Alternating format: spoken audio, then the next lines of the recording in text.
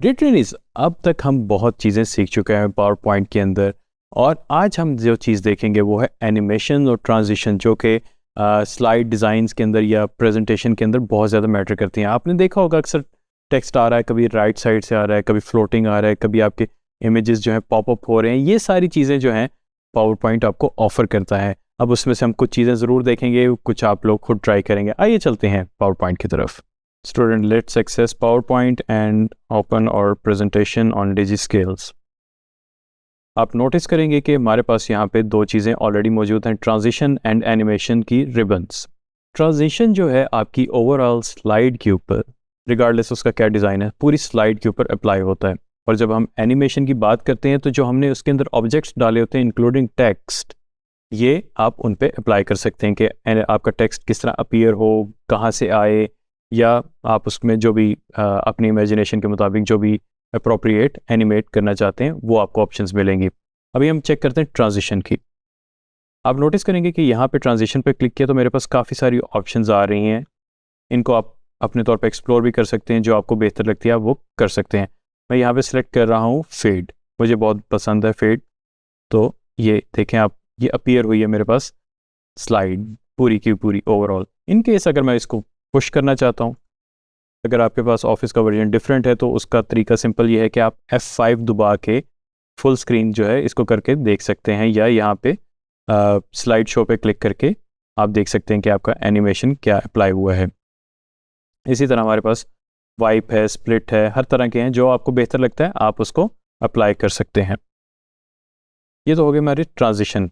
अब ट्रांजिशन के जो है मुख्तलिफ आपको वर्जन्स मिल जाते हैं कि उसकी ऑप्शंस क्या हैं। अभी हमने एक जैसे था फेड का, फेड पे हम जब क्लिक करते हैं वो स्मूथली था, और एक था थ्रू ब्लैक।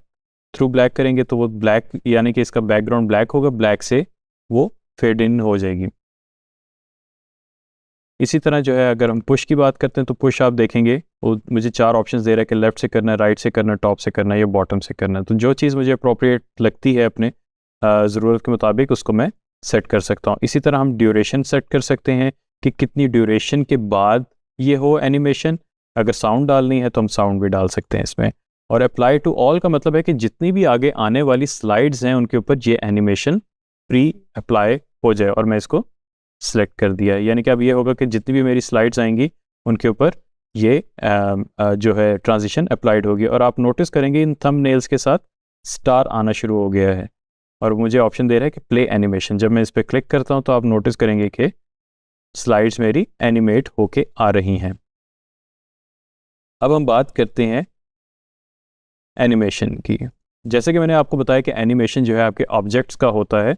स्लाइड ट्रांजिशन तो हो गई, अब ऑब्जेक्ट्स को हम कैसे एनिमेट करेंगे। अब आप नोटिस करेंगे मैंने टेक्स्ट के अंदर क्लिक किया तो साथ ही मेरे पास ये चीज़ें एनिमेशन की हाईलाइट हो गई। इसी तरह हम अगली स्लाइड में जाएं तो टेक्स्ट भी होता है, आपकी स्मार्ट आर्ट भी होता है, शेप्स भी होती हैं। इन सब को जो है आप एनिमेट कर सकते हैं अपनी ज़रूरत के मुताबिक। अभी हम करते हैं टेक्स्ट को। फ़िलहाल ये मैंने टेक्स्ट को सिलेक्ट किया, इस पर भी उसी तरह के splits, fade, fly in, float, जिस तरह भी मैं करना चाहूँ मैं फ्लाई इन कर लेता हूँ। अब आप नोटिस करेंगे कि यहाँ पे ऑप्शंस आप मेरे पास आ गई हैं कि मैं कहाँ से इसको फ्लाई करना चाह रहा हूँ। इसको मैं फ्रॉम लेफ़्ट कर देता हूँ कि जब ये स्लाइड स्टार्ट हो तो ये लेफ़्ट से आए। ये हमने इसमें जो है आप देख रहे होंगे कि हमने इसको जो है टाइटल को एनिमेशन कर दिया फ्लाई इन वाला लेफ़्ट से। इसी तरह जो है मैं फ्रीलांसिंग वाले को भी स्प्लिट कर रहा हूँ, और इसी तरह जो मेरे पास ग्लोब का ऑब्जेक्ट है इसको भी मैं एक रैंडम इफेक्ट दे रहा हूँ। अब आपने नोटिस किया होगा जब हम टेक्स्ट की बात कर रहे हैं तो सारे का सारा टेक्स्ट इकट्ठे आ रहा है। और आप चीज़ एक और नोट करेंगे कि यहाँ पे 1 2 3 आ गया है। इसका मतलब है कि सबसे पहले ये एनिमेट होगा, फिर उसके बाद ये फ्रीलांसिंग वाला एनिमेट होगा, फिर थर्ड में जो है हमारे पास जो आइकॉन हमने ऐड किए थे ये एनिमेट होंगे। तो इस सीक्वेंस आपको शो कर रहा है। अब एक और आप चीज़ नोट करेंगे कि जब हम किसी चीज़ पे क्लिक कर रहे हैं तो वो हमें बता रहा है कि स्टार्ट ऑन क्लिक। इसका मतलब है कि जब मैं क्लिक करूंगा माउस से, या मैं कीबोर्ड से कोई बटन दबाऊंगा, या मैं प्रेजेंटर कंट्रोल से यूज़ करके प्रेजेंटेशन को आगे करूंगा, तब ये एनिमेट होगा, अदरवाइज नहीं होगा। तो फॉर इंस्टेंस अगर मैं स्लाइड्स दे रहा हूँ या मैं प्रेजेंटेशन दे रहा हूँ तो मैं बार बार बटन दबाऊँ तो ये चीज़ गैर मुनासिब लगती है। तो इसका मैं हल निकालता हूँ कि ऑटोमेटिकली वो करे विद प्रीवियस और आफ्टर प्रीवियस। विद प्रीवियस का मतलब है कि जैसे ही जो प्रीवियस एनिमेशन या प्रीवियस ट्रांजिशन ख़त्म हुई है उसके साथ हो, लेकिन मैं इसको करूँगा after previous. After previous with previous का मतलब है कि जो हमने ट्रांजिशन पहले डाली थी उसी के जो पुश वाली उसके बाद स्टार्ट हो या उसके साथ स्टार्ट हो। मैं उसके बाद कर दूंगा तो मैं आफ्टर प्रीवियस कर लूँगा और इसी तरह ये ऑटोमेटिकली होगा। अब आप देख रहे होंगे कि यहाँ पे 1 के बजाय 0 हो गया, इसका मतलब है कि ये ऑटोमेटिकली होगा। अब मैं फ्रीलांसिंग पे क्लिक करूँगा और इसको मैं कर देता हूँ स्टार्ट आफ्टर प्रीवियस। अब यानी कि ये 0 के बाद ये आएगा और लास्ट में ये है। अगर ये चाहे तो मैं क्लिक पे रख सकता हूँ, ये मेरी अपनी ज़रूरत के मुताबिक है। और इसमें ये भी है कि आप अपने जो है ऑब्जेक्ट्स को हाईलाइट कर सकते हैं। मिसाल के तौर पे मैं ग्लोब जो है इंपॉर्टेंट है मेरे लिए, तो इसको मैंने ऑन पर्पस क्लिक पे रखा हुआ है कि बाकी सब कुछ आ जाए लेकिन मैं उसके बारे में सारी चीज़ बताऊं और फिर जो है मैं क्लिक कर दूं कि जी ये था मेरा असल एजेंडा। वेल ट्रेनिंग्स, आज हमने देखा हम कैसे प्रेजेंटेशन को उसमें ट्रांजिशन अप्लाई कर सकते हैं और ऑब्जेक्ट्स को एनिमेट कर सकते हैं अपनी विल पे या ऑटोमेटिकली।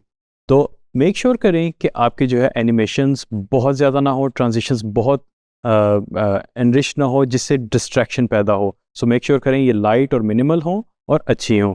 और मेक श्योर करें कि जब आप एनिमेशन वगैरह यूज़ कर रहे हैं तो आपकी जो फोकल पॉइंट है उसके ऊपर इसको ज़्यादा इस्तेमाल करें। Thank you very much.